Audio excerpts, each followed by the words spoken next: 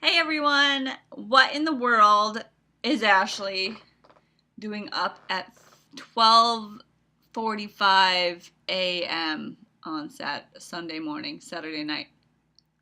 Um, you may be asking yourself that. Because usually, even on weekends, I go to bed around 9 or 10. But today I decided to be adventurous and do some new experiences. So I went to a concert, woo, in Dallas. So stay tuned to the end of this video and I'll show you some clips of the people who were in the concert. It was really neat.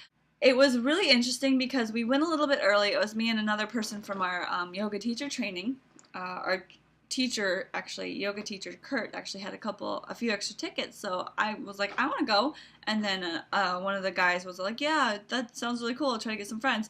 So a few of us went, and it was great. And but when we went there, it was really funny because we kept thinking of like yoga things as we're going, like how everything relates to yoga, or even just obvious things like, is that girl wearing yoga pants up on stage, or this move that they're doing looks like Tai Chi. So it was kind of funny, and I was like, okay, I always sit up straight, posture in, bend the knees slightly when you're standing.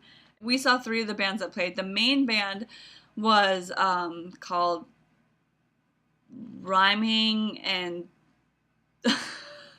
Swerving. I don't know. It was a tribute band for the Beastie Boys. And I don't know much about the Beastie Boys. Maybe I'm a little bit too young, or I just never got into it. But I think I've heard some of their songs, so they're really cool. But they were really good. This was towards the end.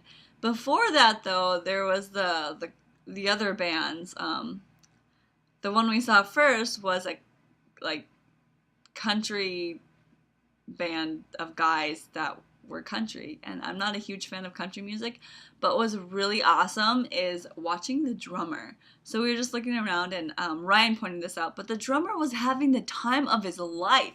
He was just like jamming out, and he looked so happy, and it was just made me happy seeing how happy he was because he was playing drums for this country band that I'm not a fan of. But I was like, you know what, if this makes him happy, that's cool. The next band was completely opposite. It was this all-girl, heavy metal, dark, screaming, yelling band that was all about death and stuff. Yeah. And at some points, the lead singer sounded like she's gonna throw up from her. Ah! So it was really funny. But I have a clip of it. You'll see it in a couple seconds or a minute or so.